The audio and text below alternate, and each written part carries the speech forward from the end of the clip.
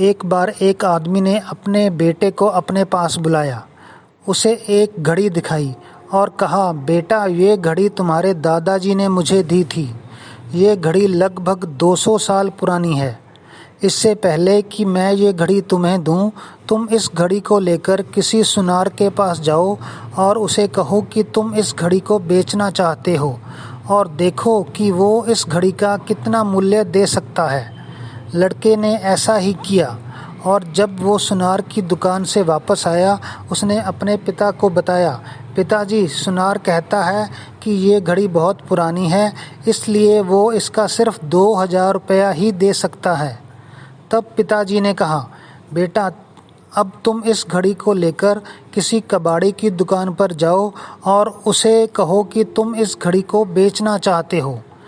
और जब वो लड़का कुबाड़ी की दुकान पर जाकर वापस आया, तब उसने अपने पिता से कहा, पिताजी, कबाड़ी का कहना है कि ये तो बहुत पुरानी घड़ी है, वो इसका सिर्फ 50 रुपये ही दे सकता है। तब उसके पिता ने कहा, बेटा अब तुम इस घड़ी को लेकर किसी म्यूज़ियम में जाओ।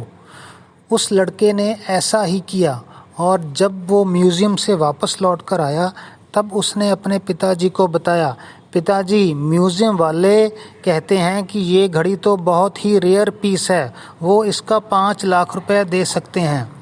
तब उसके पिता ने कहा, बेटा मैं तुम्हें यही बताना चाहता था कि सही लोगों की पहचान सही जगह पर ही होती है।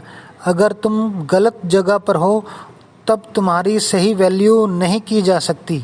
इसलिए कभी भी ऐसे स्थान पर मत रहो जहां लोग तुम्हारी सही वैल्यू की पहचान नहीं कर पा रहे। दोस्तों, मॉरल ऑफ द स्टोरी क्या है?